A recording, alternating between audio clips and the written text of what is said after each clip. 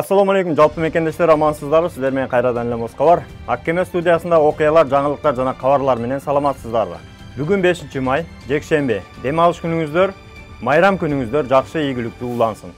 Бүгүн 5-май Кыргыз Республикасынын баш мыйзамы Конституция кабыл алынган күн. Жалпы эгемендүү Кыргыз Республикасынын жарандарын, мекендештерибизди бүгүнкү күнү менен куттуктайбыз.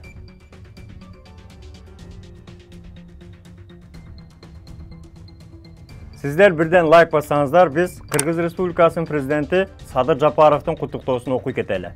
Кымбаттуу мекендештер, урматтуу кыргызстандыктар. 5-май эгемен Кыргыз Республикасынын тарыхында өзгөчө маанилүү күн. Конституция күнү элибиздин эркиндигинин, мамлекеттүүлүгүбүздү бекемдөөнүн, жаратмандык менен мээнет кылуунун жана адилеттүү өнүккөн коом куруунун майрамы. Бул күн баарыбызды мыйзам ченемдерин урматтоого, адам укуктарын баарынан бийик коюуга, өз укуктарыбызды коргой билүүгө, ошону менен бирге ар бирибиздин коомчулук алдындагы өз милдеттерибизди сезүүгө үндөп, келечек муун алдында биздин зор жоопкерчилигибиз бар экенин эскертип турат. Баш мыйзамыбыздын укуктук маңызы гана эмес, руханий жана маданий мааниси да бийик. Элибиздин келечек мүдөөсү менен дүйнө таанымын чагылдырып, өлкөбүздүн өнүгүү багытын аныктоочу пайдубал катары кызмат кылат.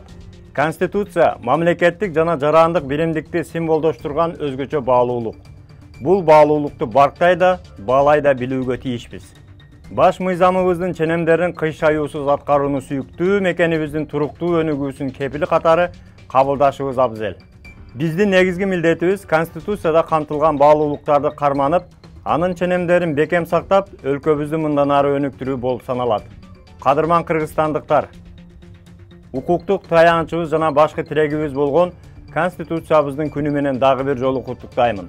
Баштаган реформаларыбыз жүзөгө ашып, көздөгөн максаттарыбызга жетели. Баарыңыздарга бекем ден соолук, узак өмүр, бейпил турмуш, бардар жашоо каалаймын. Майрамыңыздар кут болсун. Биз дагы өзүбүздүн президентибиз Садыр Жапаровдун сөзүнө кошулуп кетебиз. Дагы бир жолу сиздерди майрамыңыздар менен куттуктайбыз. Эми Москвадагы кабарларга өтсөк. Москвада жеңиш парадына катуу даярдыктар көрүлүүдө. Азыр генеральный репетиция аягына чыкты.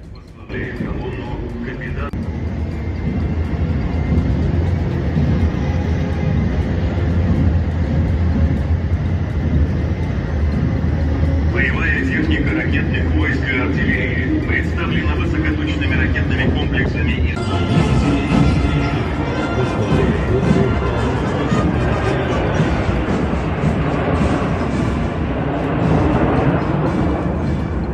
Жаз келип, самокат сезону башталып, тилекке каршы авариялар көбөйүүдө. Урматтуу мекендештер, айрыкча жаштар, абайлап айдаңыздар. Ошондой эле жол эрежелерин тартипти сактап жүрүңүздөр.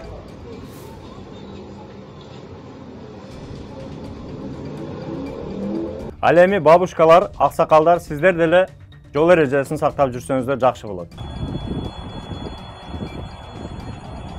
Женщина, вы куда идете? Поезд едет, женщина!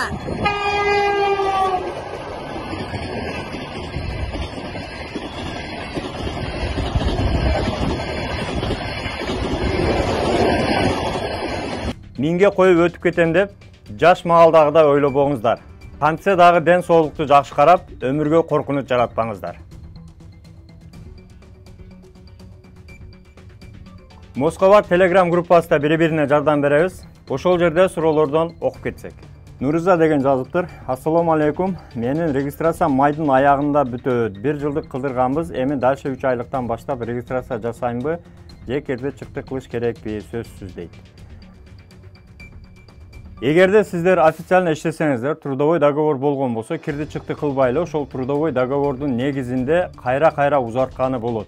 Трудовой договордун официальный таза экендигин кайдан билсе болот? Трудовой договорду негизи биринчи эле ошол кол коюп трудовой жасатканда, сөзсүз түрдө ишкана МВДга уведомление бериш керек. Бизде ушундай адам мындай кызматта иштейт, мынча саатта мынча айлык алып иштейт дегендей таза трудовой болгон болсо, сөзсүз түрдө МВДда уведомление болот. Ал жерде эгерде трудовойдун срогу жок болсо, обычно срок коюлбайт негизи трудовойго, бирок кээ бир трудовойлордо 1 жылга 11 айга сурок коюшат, 11 айдан кийин дальше улантып кете берет. Эгерде сиз 1 жылга ошол трудовойуңуз болгон болсо, сурогу жок, дальше уланта турган болсоңуз, ошол жерде иштей турган болсоңуз, кайрадан эле ошол уведомленияны берип, мен ушул жерде иштеймин деп ишкана берген болсо, кирди чыкты кылбай эле регистрацияны узартып кетсеңиз болот. Эгерде мигрант Россияга работа деген пункт менен кирген болсо, сөзсүз түрдө 90 күндүн ичинде ишке кирип, трудовой договору болуп, ошол трудовой договордун негизинде гана 90 күндөн ашык жүрө алат.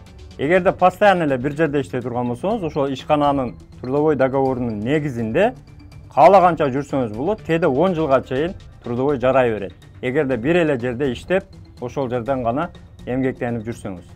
Андыктан туугандар, ушул маалыматтар сиздерге жардам болду деген ойдобуз.